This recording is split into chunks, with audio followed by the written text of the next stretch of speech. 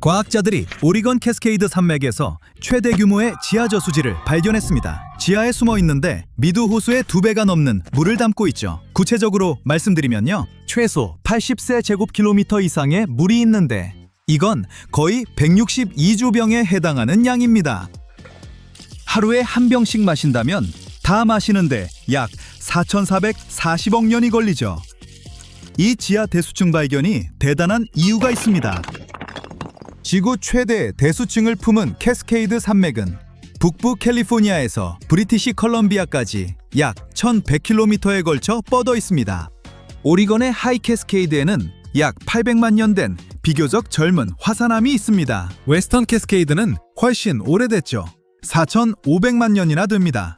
깊은 협곡과 계곡이 특징이에요. 과학자들은 이 두 지역 사이의 전이대를 연구해 물이 화산암을 어떻게 통과하고 화산 활동이 시간이 지나며 어떻게 변화했는지 파악하고 있습니다. 이 과정에서 연구진은 다양한 깊이에서 암석 온도를 측정했습니다.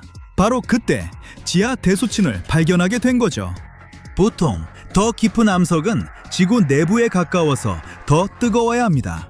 그런데 놀랍게도 여러 지역에서 더 깊이 내려가도 온도가 그대로였죠.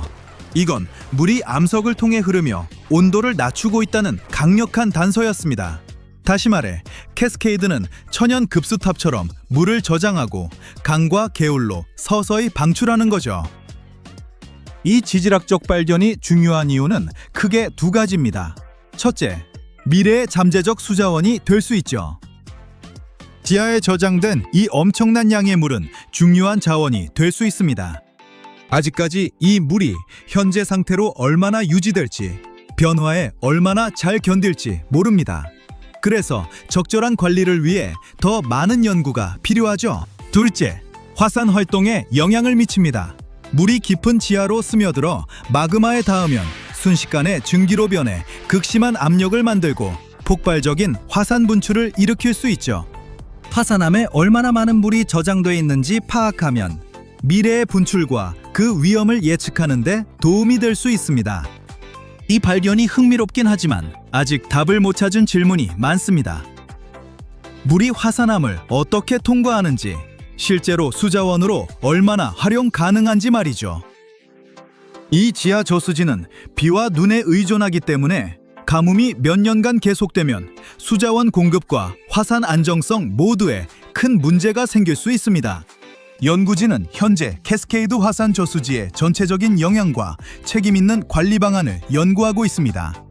이제 지질학적 경이로움 그 자체인 캐스케이드 산맥을 자세히 살펴보죠. 상상해보세요. 북부 캘리포니아에서 브리티시 컬럼비아까지 뻗어 있고 오리건 한가운데를 가로지르는 거대한 산맥을요. 바로 그게 우리가 말하는 산맥입니다. 오리건 구간만 해도 길이가 약 420km, 폭이 최대 145km로 44,000 제곱킬로미터에 달하죠. 와, 미국에서 가장 작은 9개 주보다 각각 더 큽니다. 가장 멋진 건 이 산맥의 오리건 구간이 화산으로 형성됐고 최소 하나의 화산암 저수지를 품고 있다는 거죠. 이 산맥 자체는 캐스케이디아 섭입대라는 것 때문에 존재합니다. 태평양 아래 지각의 일부인 후안대 푸카판이 북미 대륙 아래로 천천히 밀려 들어가고 있는 곳이죠. 이 판이 가라앉으면서 강한 열과 압력이 해양 암석에서 물을 밀어냅니다.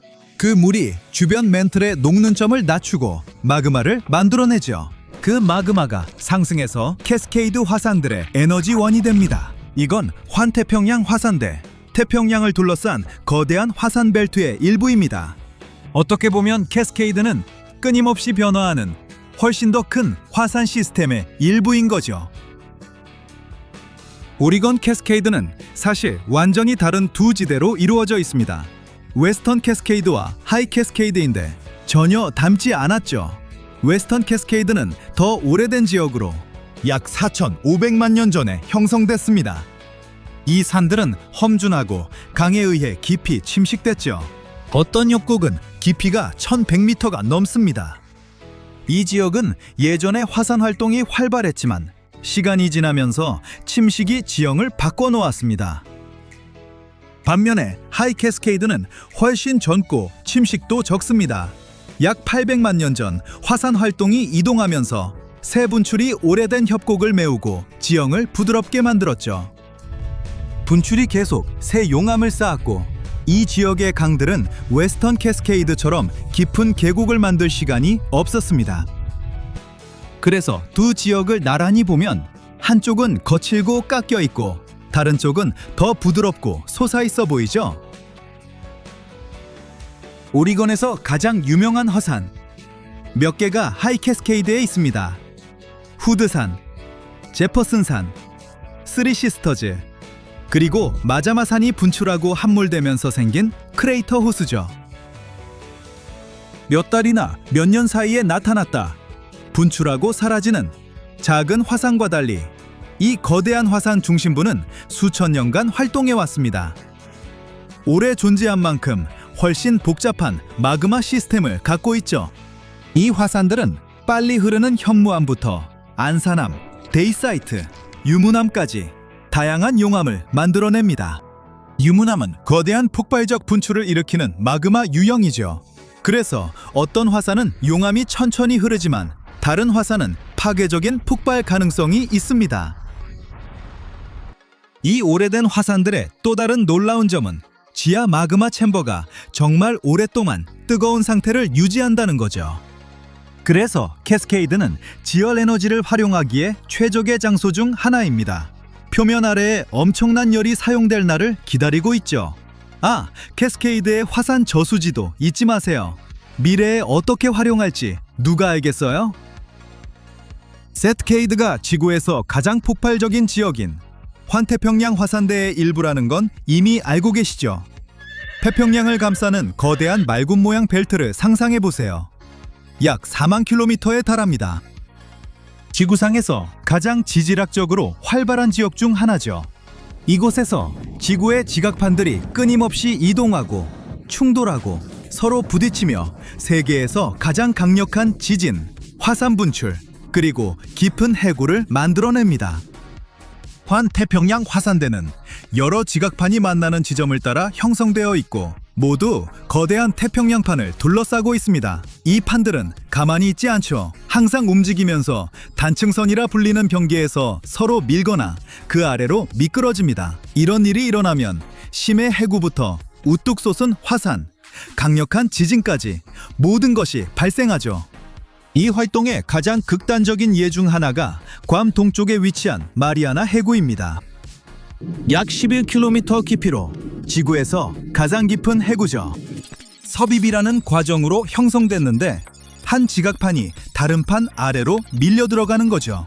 지구의 맨틀 깊숙이 가라앉은 마리아나 해구는 지구에서 가장 신비로운 장소 중 하나입니다. 엄청나게 깊고 압력은 짓누르며 완전한 어둠이죠.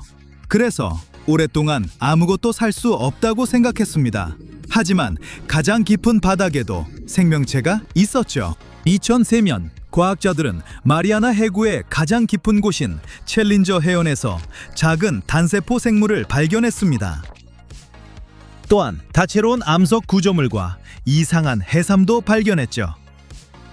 마리아나 해구에는 기본적으로 수중온천인 열수 분출구도 있습니다. 그곳의 물이 아주 뜨겁고 산성임에도 불구하고 이상한 생물과 미생물이 여전히 살아남고 있죠. 환태평양 화산대는 또한 전 세계 지진의 90%를 일으킵니다.